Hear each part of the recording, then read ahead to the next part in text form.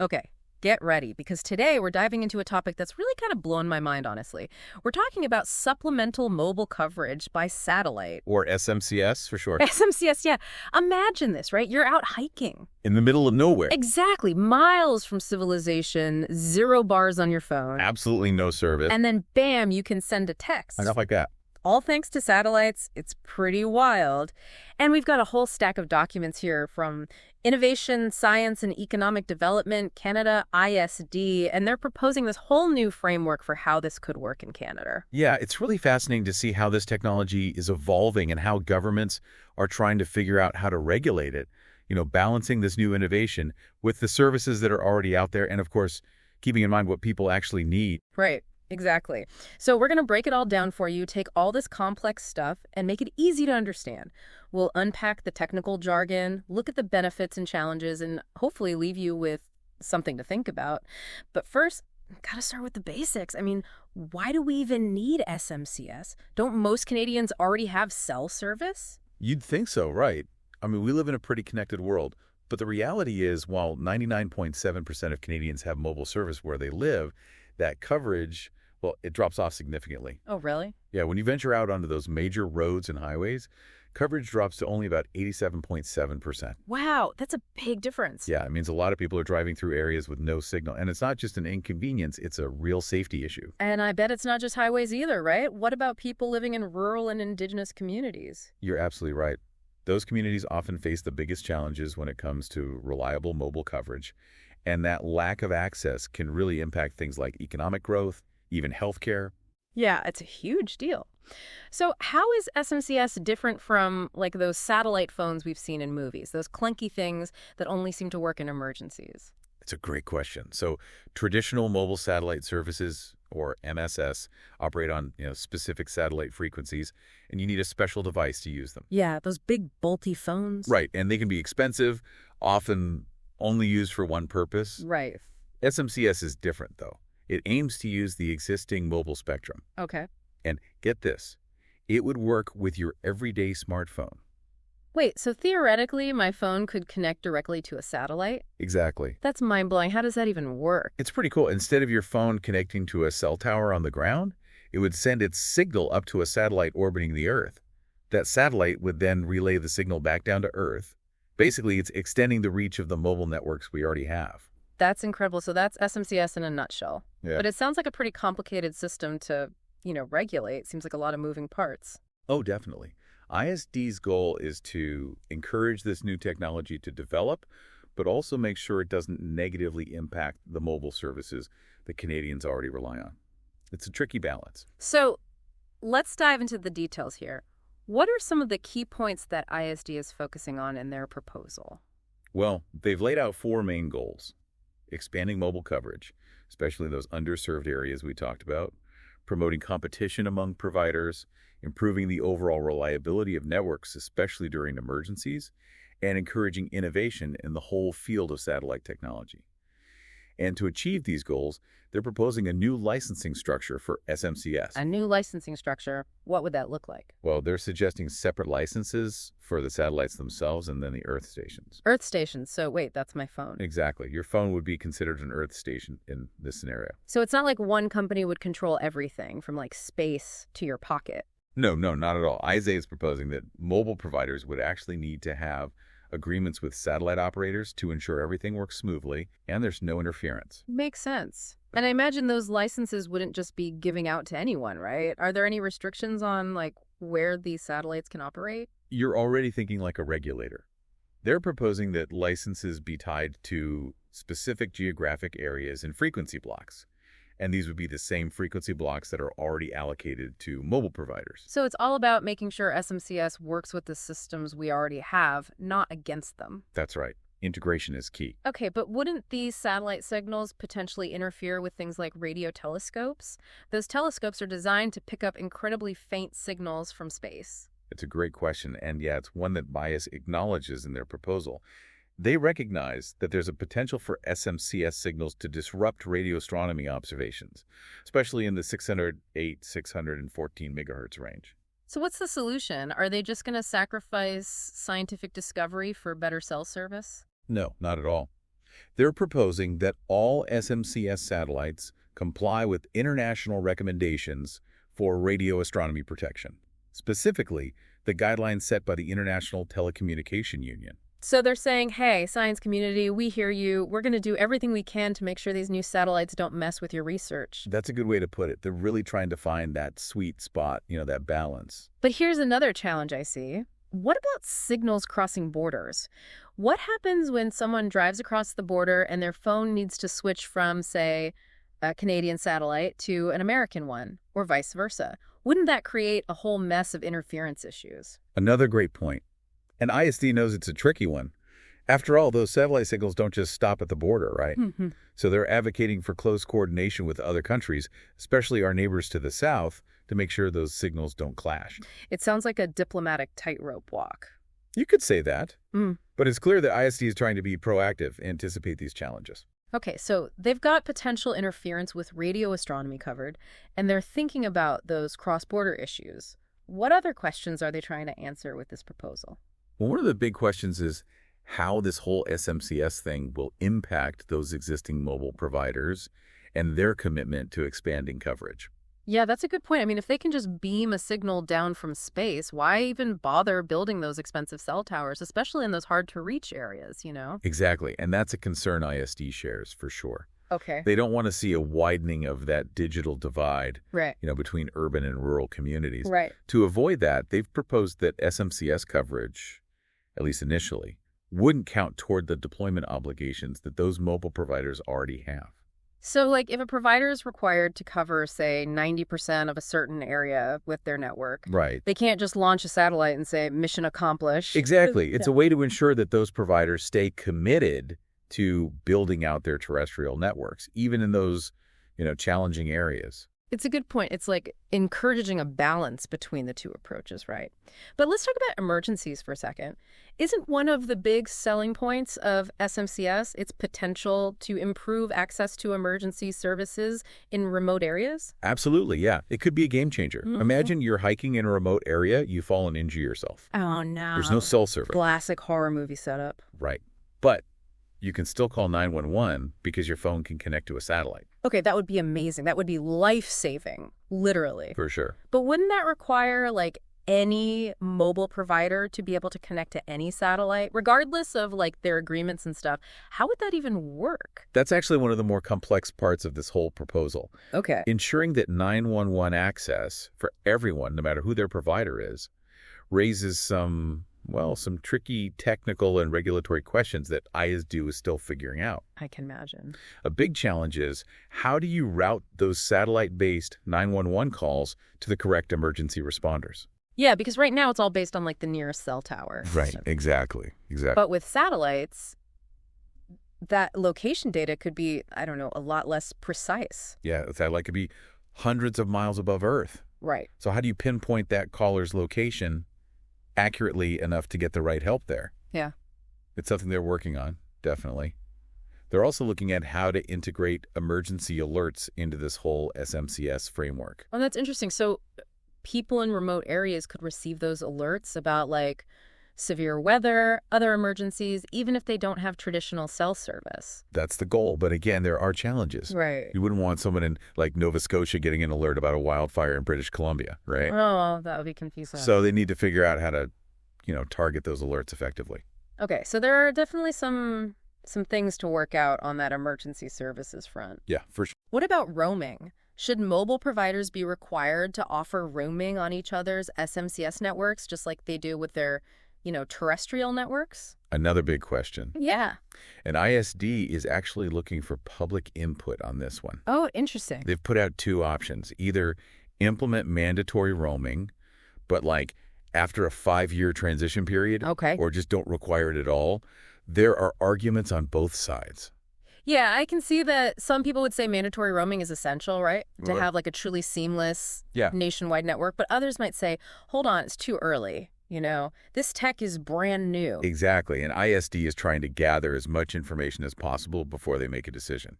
So it sounds like they're really committed to, doing their homework, Oh, definitely. making sure this framework covers all the bases, all the challenges, all the benefits. Absolutely. Huh. Now, let's zero in a bit Yeah. and talk about the specific frequency bands that ISD has identified for SMCS. Okay.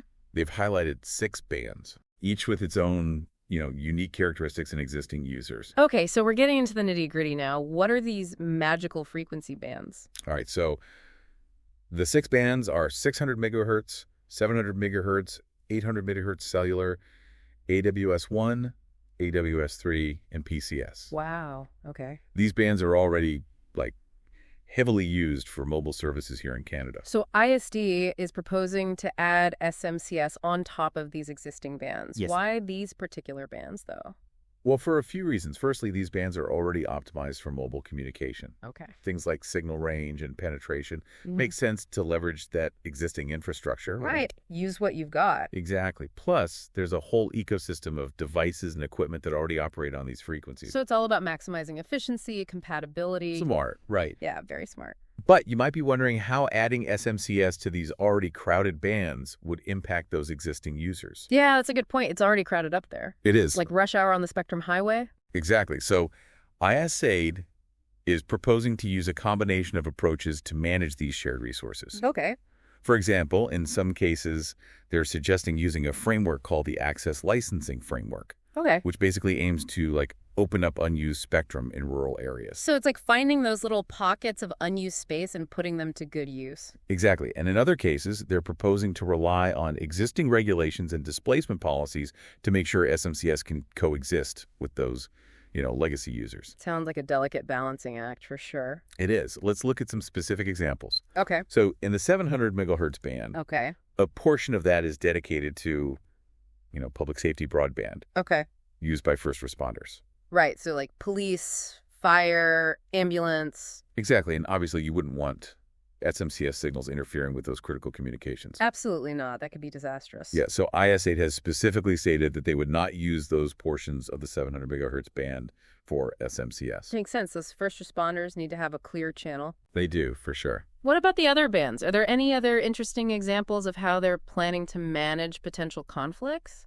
Well, in the AWS-1 and AWS-3 bands, Okay. there's an interesting twist. These bands are also allocated to, get this, the Space Research Service. Space Research Service. What is that? Think like missions to Mars. Whoa. Probes exploring the outer solar system, they need dedicated frequencies to send and receive data back to Earth. So it's like a cosmic internet connection for space exploration. Exactly, yeah. That's amazing, but hold on. Wouldn't SMCS signals interfere with those deep space communications? It's a potential conflict, yeah, and ISED has considered it. Okay. But good news, there aren't currently any active Space Research Service deployments in Canada within those specific bands. Oh, okay. So not an immediate problem, but ISED is being proactive. Yeah, they're thinking ahead. They are. Planning for the future. But let's go back to the user experience for a second. You mentioned that ISD is initially favoring frequency division duplexing or FDD technology bands for SMCS. Right. Can you break that down for us? What does that mean and why does it matter? Sure. FDD essentially means that the uplink and downlink signals, Okay. meaning the signals going from your phone to the satellite and back again, Right. are transmitted on different frequencies. Okay. Think of it like a 2-lane highway, with one lane for sending data, the other lane for receiving data.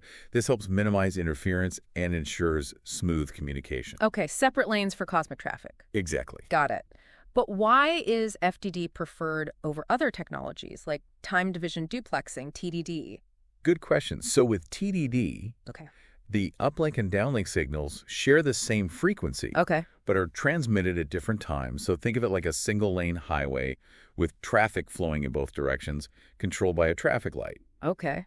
This can work well for terrestrial networks. Right. But when you're dealing with satellites, those signals have to travel much farther. Right. Right, because those satellites are way up there. Exactly. And that distance introduces what we call latency, a delay in the signal. Right. And with TDD, that latency can cause problems with synchronization Okay. and increase the chance of interference, especially with those satellites moving so fast. Right. FDD kind of helps to avoid those problems by keeping the uplink and downlink signals separate.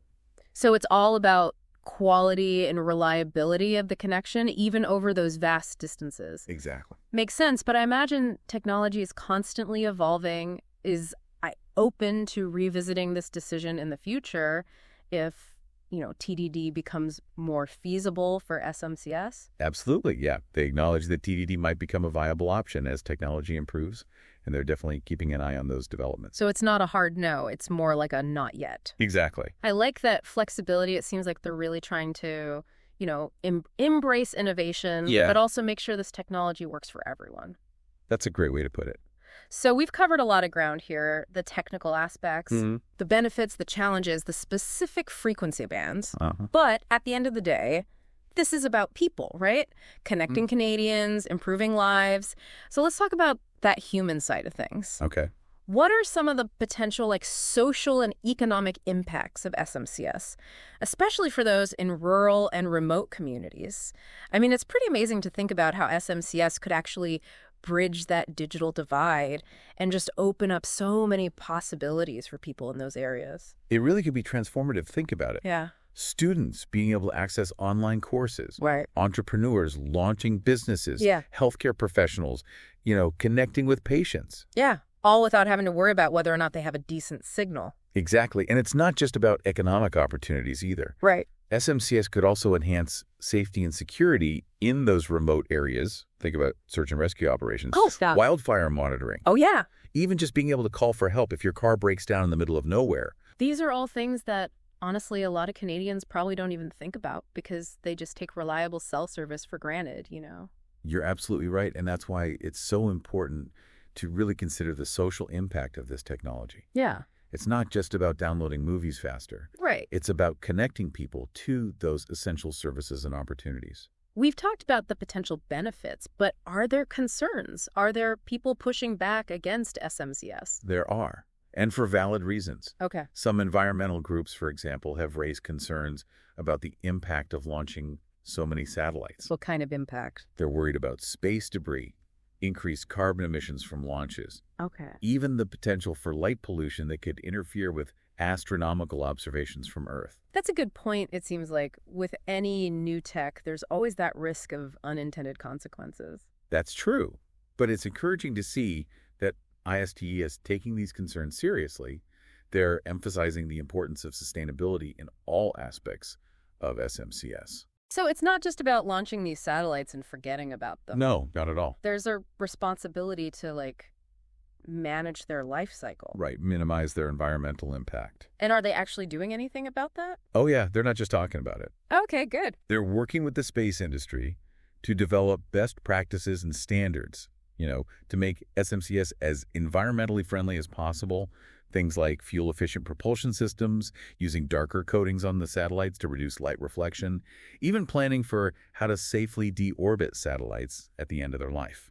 That's great to hear. They're really thinking long term. They are. Now, let's talk money. What are the financial implications of SMCS for, mobile providers? Are they excited about this? It's a bit of a mixed bag, actually. Yeah. Some providers see SMCS as a huge opportunity. They're excited about expanding coverage, attracting new customers, generating new revenue streams. Makes sense, especially in those remote areas where it's just not cost effective to build traditional cell towers. Exactly. But other providers are a little more hesitant. They're worried about the upfront costs, Right. the potential regulatory hurdles, the complexity of integrating SMCS into their existing networks. I imagine it's not as easy as just buying a few satellites and launching them up there. You're telling me it requires a lot of investment, technical know-how, and just, a willingness to adapt.